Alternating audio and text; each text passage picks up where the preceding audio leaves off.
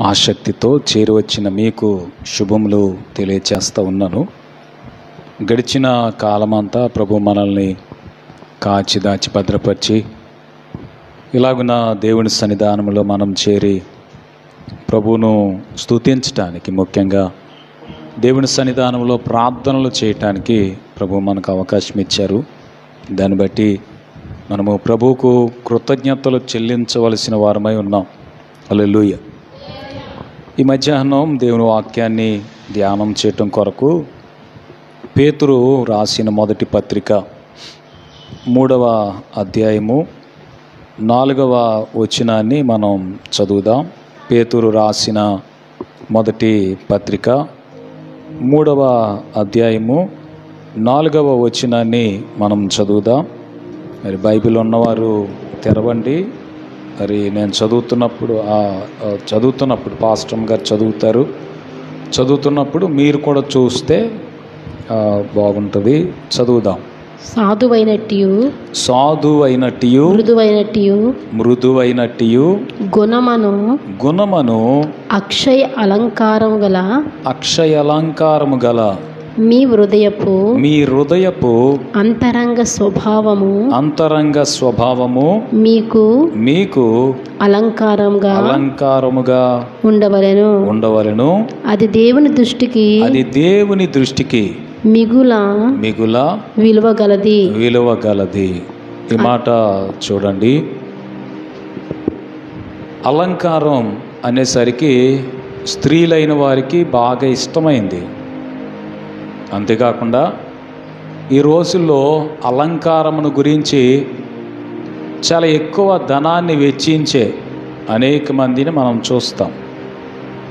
అలంకారానికి ప్రత్యేకమైన శ్రద్ధ తీసుకునే వారిని చూస్తాం.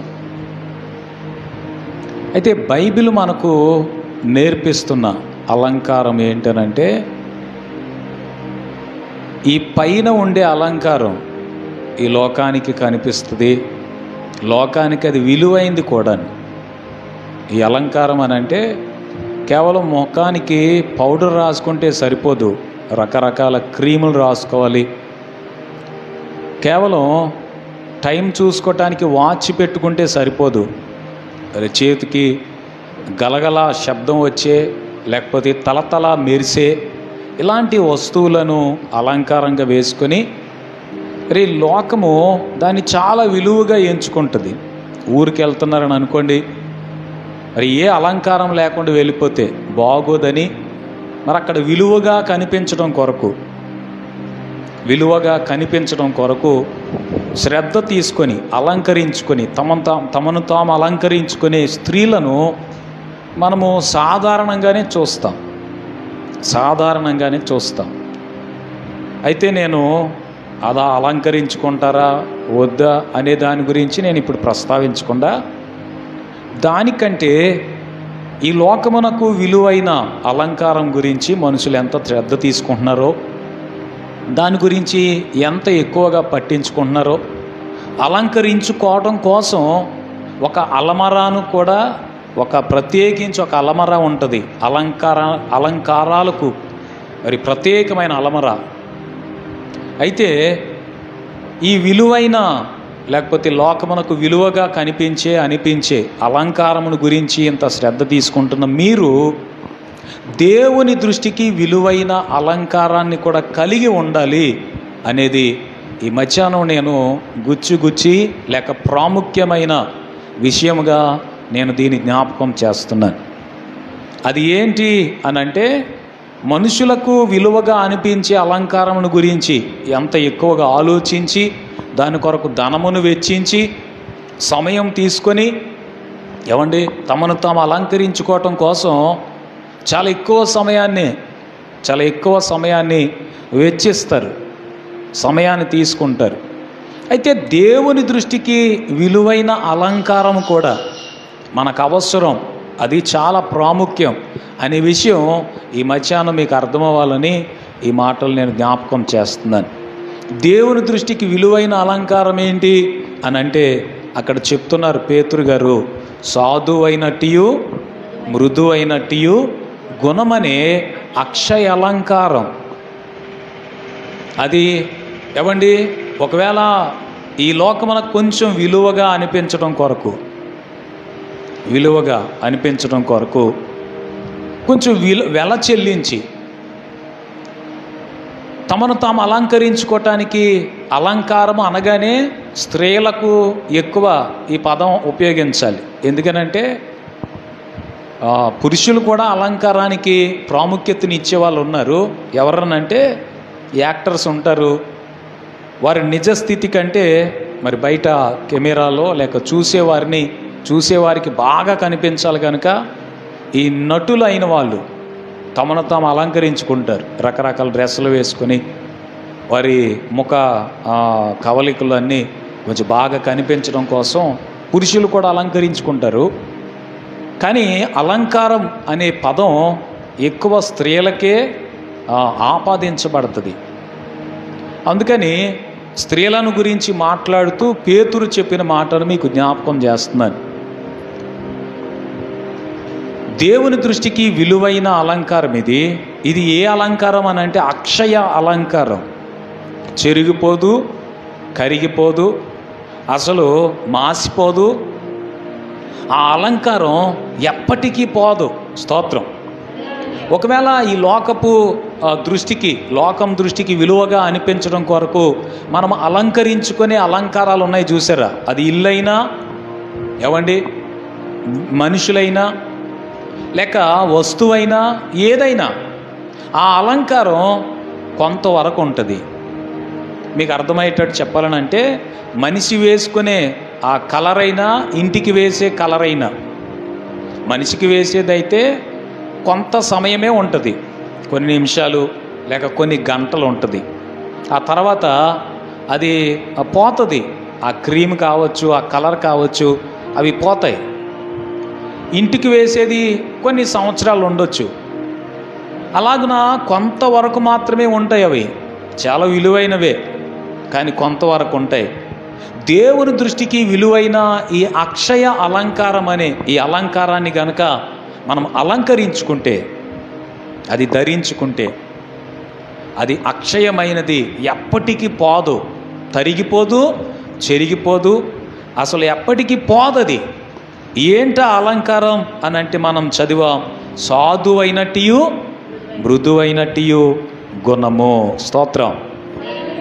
గుణము గొప్పదా, ధనము గొప్పదా అంటే మీరు లోకములో ఉన్నారు కనుక లోకమంతా కూడై కోస్తుంది ఏమని?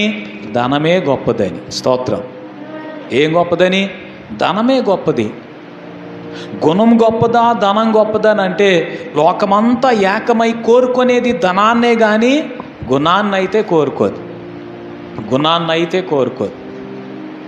కానీ దేవుడు ఏం కోరుకుంటాడు అని అంటే లోకమంతా ఒక దగ్గర పోగేసిన, ఈ ధనమంతా పోగేసి ఆయనకి ఇచ్చేద్దామని చెప్పిన దాని అంతటికంటే ఆయన గుణాన్నే కోరుకుంటాడు. స్తోత్రం.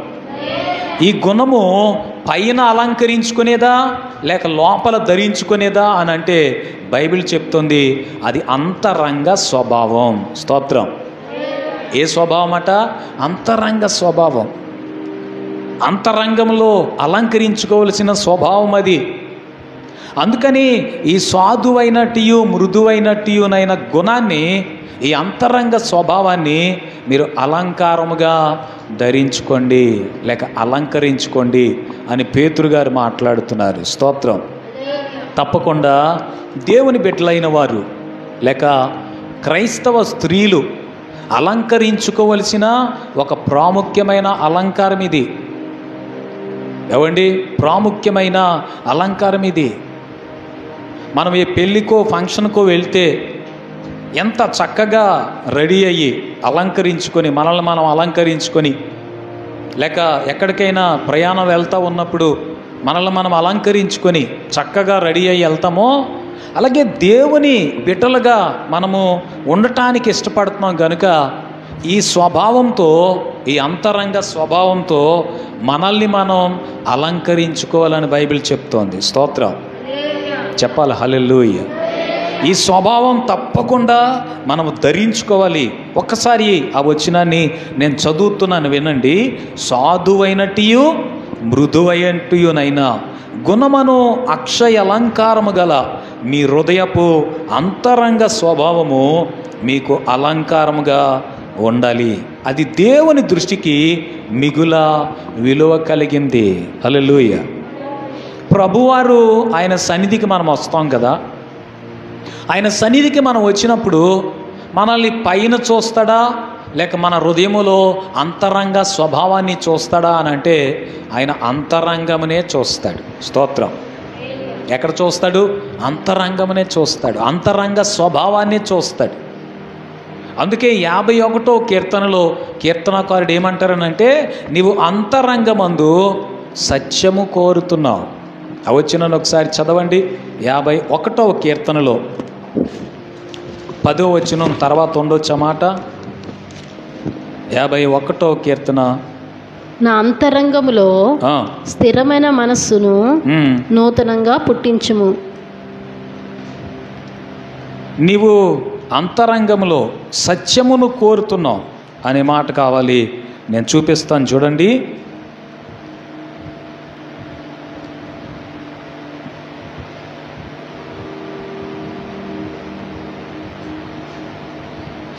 చూడండి 5వ వచనం 6వ వచనాన్ని మనం చదువుతుంటే, నీవు అంతరంగములో సత్యము కోరుచున్నావు, ఆంతర్యమున నాకు జ్ఞానము తెలియచేయదు. ఆయన అంతరంగములో సత్యము కోరుతా ఉన్నాడు. ఆయన చూసేది మన అంతరంగ స్వభావాన్ని అనే మాట మీకు మరి అర్థమవటానికి ఈ వచనాన్ని కూడా చూపించాను నేను. ఆయన అంతరంగంలో ఏం అలంకరించుకున్నామో, ఏ స్వభావాన్ని ధరించుకున్నామో, మనము లోపల ఎలా ఉన్నామో, ఏ గుణం మనకుందో అది దేవుడు పనిగట్టుకొని చూస్తాడు అనే మాట ఈ మధ్యాహ్నం మీకు అర్థం చేసుకోవాలి. స్తోత్రం చెప్దాం ఒకసారి. హల్లెలూయా. ఏమంటే గుణం అనే పదం మీకు అర్థం కావటానికి, ఆ గుణమును గురించి కొంచెం మనం అర్థం చేసుకోవటానికి బైబిల్లో 2 సందర్భాలు చూపించాలనుకుంటున్నాను. మొదటిగా రాజులు 2వ గ్రంథం 4వ అధ్యాయం 38వ వచనం నుంచి మనము కిందకు చదువుతూ ఉంటే అక్కడ జరిగిన ఒక సంగతి మనకు బోధపడుతుంది. రాజులు 2వ గ్రంథం 4వ అధ్యాయం 38వ వచనం నుంచి కొన్ని మాటలు మనం చదువుదాం. గిల్గాలునకు తిరిగి రాగా, ఎలీషా గిల్గాలునకు తిరిగి రాగా ఆ దేశమందు క్షామము కలిగి ఉండెను. చదివేండి. ప్రవక్తల శిష్యులు అతని సమక్షమందు కూర్చుండి ఉండగా అతడు తన పనివాన్ని పిలిచి పెద్ద కొండ పొయ్యి మీద పెట్టి ప్రవక్తల శిష్యులకు కూర వంట చేయమని సెలవిచ్చెను. అయితే ఒకడు కూరాకులు ఏరుటకు పొలంలోనికి పోయి వెర్రి ద్రాక్ష చెట్టును చూచి దాని గుణమెరుగక దాని తీగలు తెంపి ఒడి నిండా కోసుకుని వచ్చి వాటిని తరిగి కూరకొండలో వేసెను. తినుటకు వారు వడ్డింపగా ప్రవక్తల శిష్యులు రుచి చూచి, దైవజనుడా, కుండలో విషమున్నదని కేంకలు వేసి దాన్ని తినక మానిరి. అతడు పిండి కొంత తెమ్మనను. వారు తేగ కుండలో దాన్ని వేసి జనులు భోజనం చేయుటకు వడ్డించుడని చెప్పాను. వడ్డింపగా కుండలో మరి ఏ జబ్బు కనిపింపకపోయెను. చూడండి 39వ వచనాన్ని నేను చదువుతున్నాను, వినండి. అయితే ఒకడు కూరాకులు ఏరుటకు పొలములోనికి పోయి వెర్రి ద్రాక్ష చెట్టును చూచి దాని గుణమెరుగక దాని తీగలు తెంపి ఒడి నిండా కోసుకొని వచ్చి వాటిని తరిగి కూరకొండలో వేశాడట. ఒకవేళ ఈ ద్రాక్ష ఆకులు లేక కూరాకులు వాడు చూసినప్పుడు మంచిగా అనిపించుంటాయి, చాలా మంచిగా అనిపించుంటాయి. మీకు స్త్రీలకి అర్థం అవ్వాలనంటే బీరకాయల గురించి చెప్తే అర్థమవుతుంది. అవి చాలా లేతగాను, లేకపోతే అప్పుడే ఆ తోటలో నుంచి లేకపోతే ఆ కూర గాయల యొక్క ఆ పొలములో నుంచి కోసుకొని వచ్చిన తాజాగా ఉన్నట్టుగాను అనిపించవచ్చు. కానీ అది కోసినప్పుడు చేదుగా ఉంటాయి కొన్ని బీరకాయలు. ఒక్క బీరకాయ చాలా కూర యొక్క రుచి అంతా పాడు చేయటానికి. అది చూసినప్పుడు చాలా తాజాగా అనిపిస్తుంది, చాలా లేతగా ఉన్నాయి, ఇది చాలా బాగుంటాయి అనిపించవచ్చు. అలాగే ఈ కోరాకులు ఈ ప్రవక్తల శిష్యుల్లో ఒకడు కోసినప్పుడు అది కూడా మంచిగా అనిపించినట్టుంది. అందుకనే దాని గుణమేంటో తెలియకుండా, అంటే దాని రుచి చూడకుండా లేక దాని స్వభావం ఏంటో తెలియకుండానే అన్నిటితో పాటు వాటిని కూడా కోసుకుని వచ్చి ఆ కూర కుండలో వేసాడట. తీరా వాళ్ళు తినడం మొదలుపెట్టేసరికి అది చాలా చేదుగా ఉంది. అప్పుడు వీళ్ళందరూ కేకలు వేశారట, అయ్యా దైవజనుడా, కూరలో విషం ఉంది, మేము తినలేకపోతున్నాం అని అంటే, అప్పుడు ఎలీషా అనే దైవజనుడు చేసిన పని ఏంటనంటే, ఆయన ఏమండి కొంత పిండి తీసుకొని రమ్మని చెప్పారని మనం ఇక్కడ చదువుతాం. ఒకసారి 40వ వచనాన్ని మనం చదువుతున్నాం చూడండి. తినుటకు వారు వడ్డింపగా ప్రవక్తల శిష్యులు రుచి చూచి, దైవజనుడా, కుండలో విషమున్నదని కేకలు వేసి దానిని తినక మానిరి. అప్పుడు అతడు పిండి కొంత తెమ్మనెను. వారు తేగా కుండలో దాన్ని వేసి జనులు భోజనం చేయుటకు వడ్డించుడని చెప్పాను. వడ్డింపగా కుండలో మరి ఏ జబ్బు కనిపించలేదు. హల్లెలూయా. కొంచెం చెప్దాం గట్టిగా, హల్లెలూయా. కుండలో ఇంకా ఏ జబ్బు కనిపించలేదట. పిండి కొంత తెమ్మని చెప్పి ఆ కుండలో వేశారటండి. ఈ పిండి కూడా దేనిని చూపిస్తుంది అని అంటే, స్వభావాన్ని, అంతరంగంలో ఉన్న గుణాన్ని చూపిస్తూ ఉంది. హల్లెలూయా. కొరింథీయులకు రాసిన మొదటి పత్రిక 5వ అధ్యాయం 6వ వచనంలో పౌలు గారు ఈ స్వభావమును గురించి లేక అంతరంగములో ఏమండి దేవుని బిడ్డలైన వారికి ఉండవలసిన గుణమును గురించి మాట్లాడుతూ అక్కడ పిండి అనే పదాన్ని ప్రస్తావించారు. కొరింథీయులకు రాసిన మొదటి పత్రిక 5వ అధ్యాయం 6వ వచనాన్ని మనం చదువుతుంటే, పులిసిన పిండి కొంచెమైనను ముద్ద అంతటిని పులియచేయను. ఇక్కడ ఈ పిండికున్న గుణం ఏంటనంటే పులిసిన తనం, పులుపు. ఈ పులిసిన పిండి కొంచెమైనా మిగిలిన ముద్ద అంతటిని కూడా పులిసిన దానికిలా చేసేస్తుంది, పులియ చేస్తుంది. ఆ చేదు కూర ఆ గుణము కొంచెమే, మిగిలిన వారు తెచ్చిన దాని అంతట్లో ఆ కొంచెం కూర వేసి ఉంటారు, మిగిలిన కూర అంతటినది పాడు చేసేసింది. అలాగే ఈ అంతరంగంలో ఈ చేదు అనే గుణం కానీ, ఈ పులిసిన ఆ గుణం కానీ, ఈ గుణం కొంచెం ఉంటే చాలట, మొత్తం మనిషిని మొత్తం పాడు చేస్తుంది. అందుకని ఆయన అంటాడు, పులిపిండి లేని వారిగా మనం ఉండాలట. స్తోత్రం చెప్పండి. ఎలీషా వేసిన పిండి మంచిది, అందుకనే ఆ జబ్బును ఆ చేదును తీసేసింది.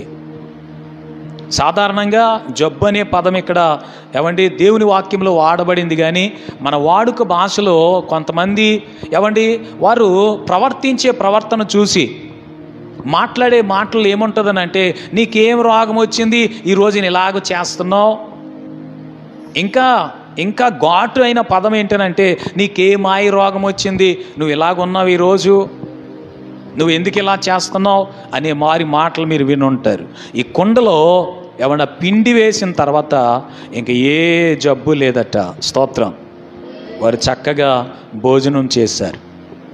ఏమంటే దేవుని బిడ్డలైన వారికి అంతరంగంలో ఏ స్వభావం ఉండాలి, ఏ గుణం ఉండాలి అని అంటే, సాధువైనట్టు మృదువైనట్టు గుణం ఉండాలట అండి. మృదువైన గుణం ఉండాలి. స్తోత్రం. సాధువైన గుణం ఉండాలి. ఇలాంటి సాధువైన మృదువైన గుణం అట్టండి దేవుని వాక్యం ఎవ్వరికి చెప్పకుండానే వారిని రక్షణలోనికి తీసుకొని వస్తుందట. హల్లెలూయా. గట్టిగా చెప్దాం, హల్లెలూయా. ఒక మాట ఆ మాట మీకు చదివించి నేను మరలా వస్తాను. ఈ పేతురు గారే ఆ పదాన్ని ఉపయోగిస్తున్నారు, ఆ మాట చెప్తున్నారు. ఒకసారి మనము ఈ పేతురు పత్రికలోనికి వద్దాం.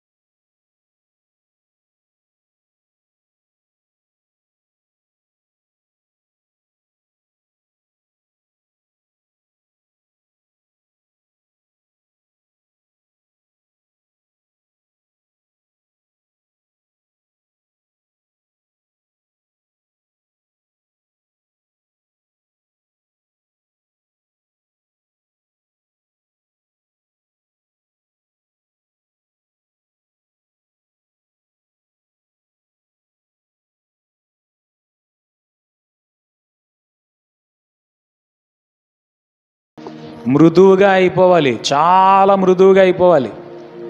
మృదువు అనే పదంకి మీకు అర్థమయ్యే దాన్ని చెప్పాలనంటే వెన్నలాగా అయిపోవాలట.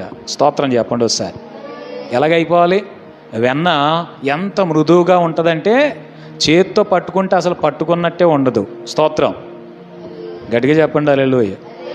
మెత్తని ధనానికి ఉదాహరణగా చెప్పడానికి, మంచితనానికి ఉదాహరణగా చెప్పడానికి వెన్న అనే పదాన్ని ఉపయోగిస్తారు. వెన్నను చూపిస్తారు, పోల్చి చెప్తారు.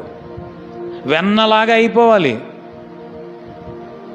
అలాంటి మృదుతనం అయిపోవాలి. వెన్న గాయములు మాన్పటానికి ఉపయోగపడుతుందండి. స్తోత్రం.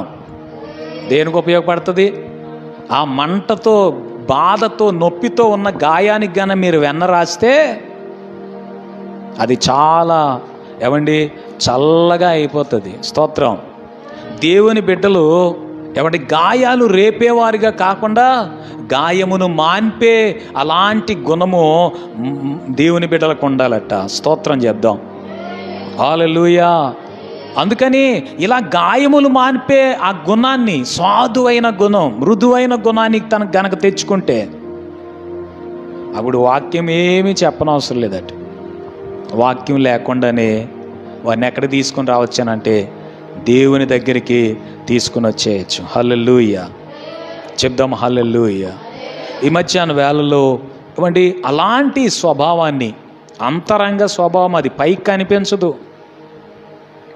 కానీ మన నడవడిలో తెలుస్తుంది.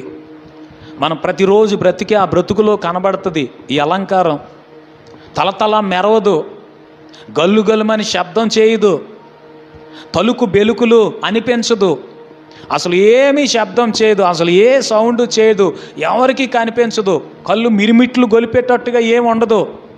కానీ అది మనుషుల యొక్క గాయాలను కట్టి మనుషులను మనకు దగ్గర చేస్తుంది, మనుషులను మనకు దూరం చేయదు. స్తోత్రం చెప్పండి హల్లెలూయా. మనుషుల్ని మనకేం చేయదు? దూరం చేయదు. అందుకని ఈ గుణాన్ని, సాధారణంగా ధనం ఎక్కువ ఉంటే మనుషుల దగ్గరికి వస్తారు. స్తోత్రం. ఏమి ఎక్కువ ఉంటే చెప్పాలి, నోరు తెరవాలి. ఏమి ఎక్కువ ఉంటే వస్తారు జనం? ధనం ఎక్కువ ఉంటే. కానీ ఆ ధనం అయిపోగానే, ఆ ధనం ఏమైపోగానే ధనం ఉన్నంతసేపు ఉంటారు వాళ్ళు. ఆ ధనము వారికి మీరు ఖర్చు పెడుతున్నంత సేపు చప్పట్లు కొడతారు. కానీ దానికంటే కూడా విలువైన గుణం, ఈ సాధువైన మృదువైన గుణం ఏం చేస్తుందని అంటే, అసలు వారి కొరకు నువ్వు ధనం ఖర్చు పెట్టిన అవసరం లేదు, నీ గుణమే మనుషులను నీకు దగ్గర చేస్తుంది. స్తోత్రం. హల్లెలూయా. ఇది మీరు అలంకరించుకోవాలి అని పేతురు తన పత్రికలో రాసి మనకు నేర్పిస్తున్నాడు. స్తోత్రం చెప్దాం ఒకసారి. హల్లెలూయా. ఇంకొక సందర్భాన్ని నేను బైబిల్లో చూపిస్తాను. ఈ గుణాన్ని చూపించే సందర్భం అది సమూయేలు మొదటి గ్రంథం. సమూయేలు మొదటి గ్రంథం 25వ అధ్యాయం 2-3 వచనాలు ఒకసారి చదువుదాం. సమూయేలు మొదటి గ్రంథం 25వ అధ్యాయం. కర్మెలులోని మాయోనునందు ఆస్తి గలవాడొకడున్నాడు, కాపురముండెను. అతడు బహుభాగ్యవంతుడు. అతనికి 3000 గొర్రెలను, 3000 గొర్రెలు, 1000 మేకలను ఉండెను. అతడు కర్మెలులోని తన గొర్రెల బొచ్చు కత్తిరించుటకై పోయి ఉండెను. అతని 2-3 వచనాలు. అతని పేరు నాబాలు. అతని భార్య పేరు అబీగయిలు. ఈ స్త్రీ సుబుద్ధి గలదై రూపసి అయి ఉండెను. అయితే చర్యలను బట్టి చూడగా నాబాలు మోటువాడును దుర్మార్గుడునై ఉండెను.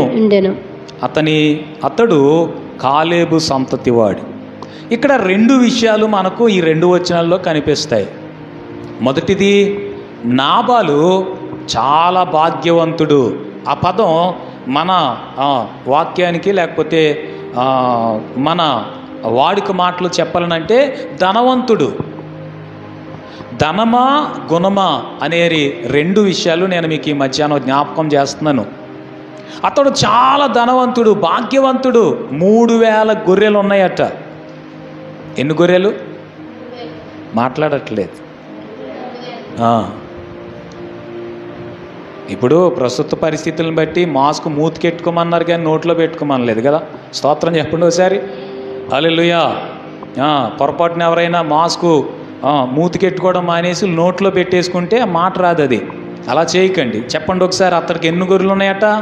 3000 గొర్రెలు, ఇంకా 1000 మేకలు ఉన్నాయట. 1000 మేకలు. ఒక్కో మేక 1000 అని అనుకున్నా కానీ 1000,000, 10 లక్షలు, అంతేనా?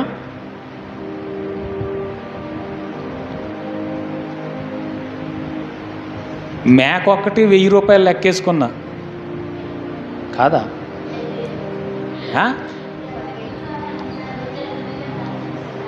మీరు తక్కువ అంటే 1000 రూపాయలు లెక్కేసుకోండి. 1000 రూపాయలకి ఒక చిన్నపిల్లే రాదు. ఒక కోడి వస్తుందేమో 1000 రూపాయలకి. కోడి కూడా రాదు. మంచి కోడి చూస్తే 1000 రూపాయలకు కూడా రాదు. 3000 గొర్రెలు. మేక కంటే గొర్రె కొంచెం ఎక్కువ రేటు ఉంటుంది అనుకుంటా. 1000 మేకలు, 3000 గొర్రెలు. ఇది కేవలం అతనుకున్న ఆ వాటిని చెప్తున్నారు. అతడు భాగ్యవంతుడట అండి, ధనవంతుడట. కానీ ఈ 3వ వచనం చివరిలో చూస్తే చర్యలను బట్టి చూడగా అతడు దుర్మార్గుడును మోటువాడట. అతని గుణం చూస్తే దుర్మార్గుడు, మోటువాడు. కానీ అతనికి దేవుడు ఒక భార్యని ఇచ్చాడు. ఆమె పేరు అబీగయిలు. ఈ అబీగయిలు సుబుద్ధి గలదట అండి. స్తోత్రం చెప్పాలి ఒకసారి. హల్లెలూయా. ఏ బుద్ధి కలిగింది? సుబుద్ధి. ఈమె స్వభావం ఏమండి? సుబుద్ధి. ఈమె గుణం, ధనము గుణము రెండు ఒకే ఇంట్లో ఉన్నాయి. స్తోత్రం. నాబాలుకేమో ధనం ఉంది కానీ మంచి గుణము లేదు. ఒకవేళ ఈ అబీగయిలుకి ధనం ఉందో లేదో ఈ వచనాల్లో మనం చూడట్లేదు, కానీ ఒక మంచి గుణం అయితే ఉంది. స్తోత్రం చెప్దాం ఒకసారి. అయితే ఈ నాబాలు బొచ్చు కత్తిరించడానికి వెళ్ళాడట. బొచ్చు కత్తిరించటం అంటే మరి మన ప్రాంతాలకు ఆ పదం అర్థం కాదు, కానీ పంట కోత లేకపోతే కుప్పనూర్చి ధాన్యం పట్టే టైం అది. ఆ సమయంలో దావీదు తన పనివారిని నాబాల్ దగ్గరికి పంపించాడట. నీ పనివారు మేమున్న ప్రాంతాలకి వారి గొర్రెలను తోలుకొని మీ గొర్రెలను తీసుకుని వచ్చినప్పుడు ఈ గొర్రెల్ని ఏ తోడేలు కానీ సింహము కానీ ఎత్తుకెళ్ళిపోకుండా మేము కూడా సాయం చేసాం. మేము చేసిన ఉపకారానికి నీవేమైనా ప్రత్యుపకారం చేస్తావని మేము మంచి టైంలోనే వచ్చాం అని చెప్పి ఈ పనివారిని పంపిస్తే ఈ నాబాలు మాట్లాడిన మాట ఏంటనంటే, దావీదెవడు, యెషై కుమారుడెవడు, ఆడెవడో నాకు తెలియదు అని చెప్పి చాలా మోటుగా జవాబు చెప్పాడటండి. హల్లెలూయా. ఆలోచించుకోండి. దావీదు తన పనివారిని పంపించి, దావీదు అతనికి చాలా ఉపకారం చేశాడు. ఎలాగా అనంటే, అతని గొర్రెల మందలు దావీదున్న ప్రాంతంలో ఉన్నప్పుడు తన పనివారికి వీళ్ళు చాలా సాయం చేశారట. అంటే అవన్నీ వచ్చిన వాళ్ళన్నీ చదివితే ఆ మాటలు అర్థమవుతాయి. ఈ అధ్యాయాన్ని మీరు ఇంటికి వెళ్ళిన తర్వాత కూడా చదవండి. ఓకే, స్తోత్రం చెప్పండి. ఎన్నో అధ్యాయం? సమూయేలు మొదటి గ్రంథం. వాళ్ళని చెప్పనివ్వండి. సమూయేలు మొదటి గ్రంథం చెప్పాలి అమ్మా. చివరా మరి పేరు చెప్పాలా? లైవ్లో మీ పేరు చెప్పాలా? మరి మాట్లాడవే. ఇంటికి వెళ్ళిన తర్వాత మరలా చదవండి అమ్మా. గుర్తుపెట్టుకొని ఇంటికి వెళ్ళిన తర్వాత మరలా చదవండి. దావీదు అలా చెప్తే, దావీదెవడో, యెషై కుమారుడు ఎవడో, అది ఎవడో నాకు తెలియదు అన్నాడట. నిజంగానే కొన్నిసార్లు ఎలా ఉంటుందంటే పరిస్థితి, వారి స్థితి మారిపోయి ఒక మంచి స్థితిలో మనుషులు వచ్చేసినప్పుడు వాళ్ళకి ఇంకెవరు కనిపించరండి కొంతమందికి. స్తోత్రం. దాని గురించి బైబిల్ ఏమంటుందనంటే, కన్నులు నెత్తికి వచ్చిన వారి తరము కలదు. వాళ్ళ పరిస్థితులన్నీ మారిపోయి వారు ఒక మంచి ధనవంతులైపోతే, గుణవంతులైతే కాదు. హల్లెలూయా. గుణవంతులండి ఏ స్థితిలో ఉన్నా సరే, వారు ఏ స్థితిలో నుంచి వచ్చారో అది మర్చిపోరు. వారికి ఎవరెవరు మేలు చేశారో, ఉపకారం చేశారో, వారికి ఎవరు ఏ సాయం చేశారో అది ఎప్పటికీ మర్చిపోరండి. గట్టిగా స్తోత్రం చెప్పండి. అయితే ఈ దావీదు ఈ నాబాలు ఈ మాట చెప్పగానే దావీదు కొంచెం కోపం వచ్చిందట. ఇక నాబాలుని బ్రతకనిస్తే నన్ను అడగండి అని చెప్పి ఈ దావీదు బయలుదేరాడు కత్తి పట్టుకొని. ఇంతలో ఈ నాబాలు యొక్క పనివారిలో ఒకడు పరిగెత్తుకెళ్ళి అబీగయిలతో ఈ మాట చెప్పాడట. అమ్మగారు అమ్మగారు, మన అయ్యగారు గబాల్ దావీదుని ఎలాగో మాట అనేసారండి. ఇదిగో దావీదు గారు ఒక కత్తట్టుకుని వస్తున్నారని విన్నాను, మరి మీరే ఆపాలి, ఏదో ఒకటి చేయండి అని అంటే, అబీగయిలు అక్కడ ఏం చేసిందనంటే దావీదు యొక్క పనివారికి ఆహార పదార్థాలన్నీ సిద్ధం చేసుకొని, గాడిద గంత కట్టని చెప్పి గాడిద మీద ఆ సామాన్ అంతా పెట్టుకొని పరిగెత్తి వెళ్ళి దావీదు కాళ్ళ మీద పడిపోయిందట. స్తోత్రం చెప్పండి. హల్లెలూయా. ఈమె గురించి బైబిల్ ముందే చెప్తుంది, ఆమె సుబుద్ధి కలిగింది. ఏ బుద్ధి? సుబుద్ధి. ఈ సుబుద్ధి దయను సంపాదిస్తుందట అండి. ఇంకొకరు మన మీద దయ చూపించేటట్టుగా చేస్తుందట. స్తోత్రం చెప్పండి. హల్లెలూయా. ఒకసారి మనం చదువుదాం ఒక వచనాన్ని, సామెతల గ్రంథం 13వ అధ్యాయం 15వ వచనాన్ని చదవండి.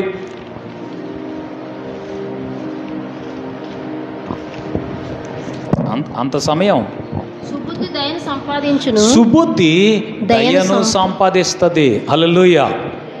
ఏమంటే ఈమె సుబుద్ధి కలిగింది కనుక దావీదు దయ చూపించేటట్టుగా ఆ దావీదు యొక్క కోపాన్ని ఆపు చేయగలిగిందండి.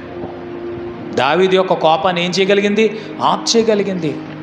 నేను ముందే చెప్పాను కదా, వెన్న సాధువు మృదువైన స్వభావం, వెన్న లాంటి ఆ స్వభావం మంటను చల్లారుస్తుందండి.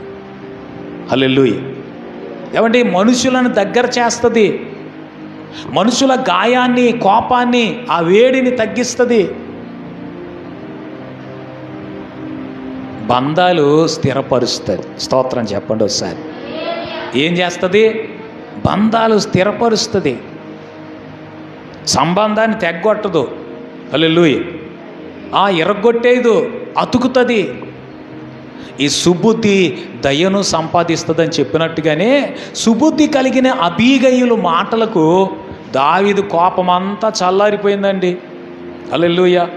మీరు 25వ వచనాన్ని చదువుతుంటే, ఈ సమూయేలు మొదటి గ్రంథం 25వ అధ్యాయం 25వ వచనాన్ని చదువుతుంటే, ఈ అబీగయిలు నాబాలును గురించి చెప్తుంది. బాబు, నా భర్త కోసం మీకు తెలియదు, ప్రతిరోజు నేను అతని యొక్క బాధ, అతని యొక్క గుణము, అతని యొక్క పరిస్థితులన్నీ రోజు నేను ఎరుగుదును కనుక నేను చెప్తున్నాను. అతని పేరు అతని గుణములను, అతని గుణాన్ని గురించి చెప్తా ఉంది. అతని గుణము, అతని స్వభావం ఏంటనంటే మోటుతనము అతని గుణం. నా భర్తకి ఏం తెలియదండి, మోటువాడు, మొరటువాడు, దుర్మార్గుడు, మొరటువాడు, ఏం మాట్లాడుతాడో వాడికే తెలియదు. కనుక ఇదిగో అతని పక్షంగా ఆ దోషము నాదని ఒప్పుకుంటున్నాను, నాది తప్పు అని ఒప్పుకుంటున్నాను, మీరు క్షమించాలి అని చెప్పగానే దావీదు పాదాలు పట్టుకొని ఈ స్త్రీ మాట్లాడుతూ ఉన్నప్పుడు దావీదు యొక్క కోపం అంతా చల్లారిపోయిందట. స్తోత్రం చెప్పండి ఒకసారి. హల్లెలూయా. ఏమంటే కొన్నిసార్లు మనం చేసిన మొరటు పనులకు, లేకపోతే ఇంకా చెప్పాలనంటే మన గుణము సరిగా లేక మనము దేవుని ఎడల ప్రవర్తించిన ప్రవర్తనకి దేవుని కోపమే మన మీదకి దిగి వస్తుంది. మరి ఆ దేవుని కోపాన్ని కూడా ఆపు చేయగలిగిన గుణం ఏంటనంటే ఈ సాధువైన మృదువైన గుణం. స్తోత్రం చెప్పండి. దేవుని పాదం పట్టుకొని, మీకు తెలియదు మన పూర్వీకులు చేసిన ఆ దేవునికి వ్యతిరేకంగా చేసిన కార్యాలు ఒకవేళ మనకు శాపంగా పరిణమిస్తే, మనము దేవుని దగ్గరకు రాకముందు దేవునికి విరోధంగా మాట్లాడిన మాటలు, దేవునికి విరోధంగా చేసిన పనులు ఒకవేళ మనం ఇప్పుడు అనుభవిస్తున్న పరిస్థితుల కారణమైతే మనము దేవుని పాదం పట్టుకొని, అయ్యా నా దోషములు క్షమించని మనము సాధువైన గుణంతో, మృదువైన గుణంతో దేవుని బ్రతిమలాడితే సుబుద్ధి దయను సంపాదిస్తుందని చెప్పినట్టుగానే దేవుని దగ్గర మనము సుబుద్ధితో ప్రవర్తించడం వలన దేవుని దయ మనం పొందుతాం. హల్లెలూయా. కొద్దిగట్టిగా చెప్పండి హల్లెలూయా. ఏవండి, చివరిగా ఒక వచనాన్ని చదివి మనం ప్రార్థన చేద్దాం. సామెతల గ్రంథం 19వ అధ్యాయం 14వ వచనాన్ని మనం చదువుదాం. గృహమును విత్తమును పితరులిచ్చిన స్వాస్థ్యము లేక దానము, సుబుద్ధి గల భార్య యెహోవా యొక్క దానము. హల్లెలూయా. కొంచెం గట్టిగా చెప్పండి హల్లెలూయా. దావీదు యొక్క కోపాన్ని కూడా ఆపు చేయగలిగిన ఏమంటే సుబుద్ధి కలిగిన అబీగయిలు ఈ మోటువాడికి, మొరటువాడికి, దుర్మార్గుడైన నాబాలుకి దేవుడే దానముగా ఇచ్చాడని చెప్పాలి. హల్లెలూయా. చెప్పాలి హల్లెలూయా. సుబుద్ధి గల భార్య యెహోవా యొక్క దానమట. యెహోవా యొక్క దానం. నేను పురుషులను గురించి మాట్లాడట్లేదు కనుక ఈ మొరటుతనము, దుర్మార్గపు స్వభావం కలిగిన పురుషులను గురించి ఇంకా ఏమీ ఇప్పుడు ప్రస్తావించట్లేదు. కానీ గృహము విత్తము అని అంటే ధనం లేక ఆస్తి అని చెప్పొచ్చు. గృహము విత్తము పితరులు ఇచ్చిన స్వాస్థ్యమే. కానీ సుబుద్ధి మాత్రం, ఇప్పుడు ఒక స్త్రీని ఇంకొక పురుషునికి వివాహం చేసినప్పుడు ఏమంటే తల్లిదండ్రులు ధనం ఇవ్వగలుగుతారు. హల్లెలూయా. ఏమివ్వగలుగుతారు? ఆ కూతురికి అన్నీ ఇచ్చి పంపిస్తారు. అన్నీ ఈ కూతురికి ఇచ్చే, తల్లిదండ్రుల యొక్క ఇచ్చే దాని గురించి ఆలోచన చేస్తే కూర్చోటానికి ఒక చిన్న పీటతో సహా, టిఫిన్ చేసే ప్లేటు వరకు, ఇంకా కొన్నిసార్లు ఏమండి వాళ్ళకి పిల్లలు పుడితే ఉగ్గుపాలు పట్టడానికి ఉగ్గు గిన్నె కూడా తల్లిదండ్రులు ఇచ్చి పంపిస్తారు. కానీ గుణాన్ని మాత్రం, సుబుద్ధిని మాత్రం ప్రభువే ఇస్తాడు. హల్లెలూయా. గట్టిగా చెప్పండి హల్లెలూయా. ఏమండి, తల్లిదండ్రులు మనకు గృహం ఇచ్చిన, విత్తం అని అంటే ఆస్తి, వస్తువులు, ఐశ్వర్యం అంతా ఇచ్చిన ఈ సుబుద్ధి, ఈ సాధువైన మృదువైన ఆ అక్షయ అలంకారం, అంతరంగ స్వభావానికి అలంకరించుకొని గుణం లేకపోతే ఎంత ధనం ఉన్నా వేస్టేనండి. అందుకే ఈ మధ్యాహ్నం ఈ సాధువైన మృదువైన స్వభావాన్ని అంతరంగంలో మీరు అలంకరించుకోవాలని ఈ మాటలు నేను మీకు తెలియచేస్తూ ఉన్నాను. హల్లెలూయా. ఈ సాధువైన గుణం, మృదువైన గుణం లోకములో ఎవరిని చూసినా, ఎక్కడ వెతికినా మనకు కనిపించదని. ఎందుకంటే మనుషులు వారు క్రోధం కలిగిన వారిగా, కోపం కలిగిన వారిగానే కనిపిస్తారు మనకు. కానీ ప్రభు అంటారు, మత్తయి సువార్త 11వ అధ్యాయం 29వ వచనాన్ని మనం చదువుతుంటే, నేను సాత్వికుడను దీన మనస్సు గలవాడిని, మీ మీద నా కాడి ఎత్తుకొని నా యొద్ద నేర్చుకోండి. హల్లెలూయా. ఈ సాధువైన, ఈ మృదువైన స్వభావం ఎక్కడండి? ఎవరిని చూస్తే నేర్చుకోగలుగుతాం? ఎవరి దగ్గర సంపాదించుకోగలుగుతాం అని అంటే యేసు ప్రభు దగ్గరే మనం సంపాదించుకోగలుగుతాం. అలంకారం గురించి ఎక్కువగా ఆలోచించే మీరు ఈ అలంకారాన్ని, దేవుని దృష్టికి మిగుల విలువైన అలంకారమైన ఈ సాధువైన మృదువైన స్వభావాన్ని మీరు తప్పకుండా అలంకరించుకోవాలి. హల్లెలూయా. గట్టిగా చెప్పండి హల్లెలూయా. ఏమండి, బయట ఎంత మంచి అలంకారం అలంకరించుకున్నా కానీ ఈ లోపల ఈ సుబుద్ధి, సాధువైన మృదువైన స్వభావం అంతరంగంలో లేకపోతే ఏమండి ఈ అలంకారం అంతా వేస్ట్ అయిపోద్ది. దాన్నే బైబిల్ ఏం చెప్తుందనంటే వివేకము లేని సుందర స్త్రీ పంది ముక్కున ఉన్న బంగారు కమ్మి వంటిది. అందమైన స్త్రీయే, బంగారమే, కానీ పంది ముక్కున ఉంది కనుక ఆ పంది ముక్కు ఎప్పుడు బురదలోనే దొర్లుతూ ఉంటుంది. బయట ఉన్న అలంకారం చాలా గొప్పదే, విలువైందే, కానీ ఈ మంచి గుణము, మంచి స్వభావం లేదు కనుక ఈ బంగారాన్ని పట్టుకెళ్ళి ఏమండి, అపవిత్రమైన బురదలో పెంటలో వేస్తే దానికి ఎంత గొప్ప విలువ ఉంటుందో చెప్పాలి నాకు. అలాగున బయటికి ఎంత అందంగా కనిపించడం కోసం అలంకరించుకున్న హృదయం లేక అంతరంగ స్వభావం, ఈ సాధువైన మృదువైన ఈ స్వభావంతో అలంకరించుకోకపోతే మన విలువ అంతా బూడిదలో పోసిన పన్నీరు అయిపోతుంది. అందుకే ఈ మధ్యాహ్నం దేవుని సన్నిధికి వచ్చిన మీరు, ప్రభువా, ఈ స్వభావం, ఈ సుబుద్ధి, ఈ మృదువైన గుణం, ధనము కంటే నీ దృష్టికి మిగుల విలువైన ఈ గుణం నాకు కూడా కావాలి. ఎక్కడ దీన్ని మనం పొందుతాం? ఇది ఎక్కడ దొరుకుతుంది అని అంటే, ఈ లోకములో ఎవరి దగ్గర దొరకదు.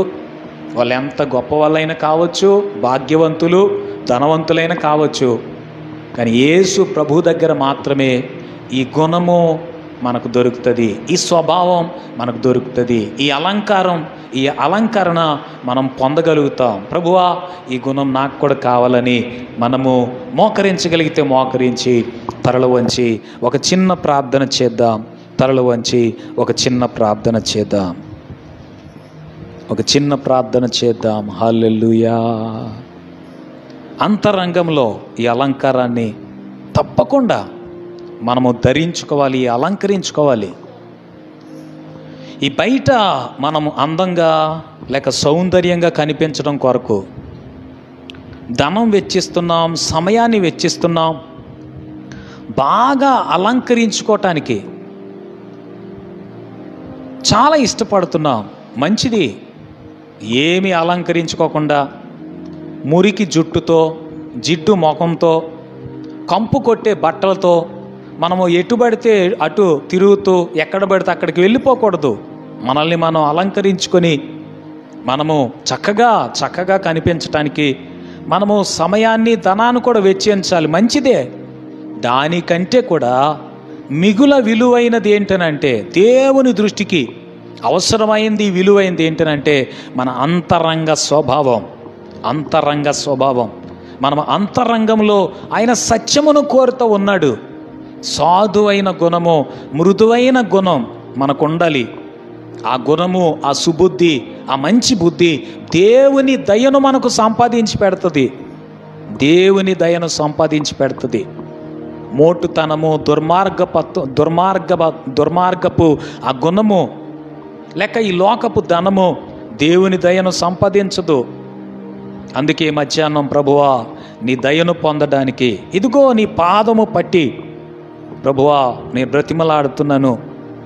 ఆ సాధువైన గుణము, మృదువైన గుణము, అంతరంగ స్వభావము, ఆ అలంకారము అక్షయమైన అలంకారం. అది చెరిగిపోదు, తరిగిపోదు, లేక అది కొంతకాలమే ఉండి ఆ తర్వాత ఊడిపోదు, ఏమవదు. ఎంత విలువైన వస్తువైన కొంతకాలానికి అరిగిపోతుంటుంది. ఆ శీలలు ఊడిపోతుంటాయి, దాన్ని మరలా మార్చాల్సి వస్తుంది, దాని మెరుపు తగ్గిపోతుంది, ఆ మిలమిల మనడం, గలగలమనే శబ్దం ఆగిపోతుంది. అయితే ఈ సాధువైన గుణం, మృదువైన గుణం అది అలాగ మారిపోదు, తరిగిపోదు, కరిగిపోదు. అది అక్షయమైన అలంకారం. ప్రభువా, ఈ అలంకారం నాకు కావాలని నిజంగా కోరుకునే వాళ్ళు నోరు తెరిచి ప్రార్థన చేయండి. ఒక్క నిమిషం ప్రార్థన చేద్దాం, నోరు తెరుద్దాం. ప్రభువా, అయ్యా, ఈ గుణము, ధనము కంటే విలువైన ఈ గుణము నాకు అనుగ్రహించు ప్రభువా అని ఒక చిన్న ప్రార్థన చేద్దాం. పరిశుద్ధుడైన మా తండ్రి, ఈ మధ్యాహ్న వేళలో మీరు మాకు అనుగ్రహించిన మాటల కొరకు స్తోత్రాలు.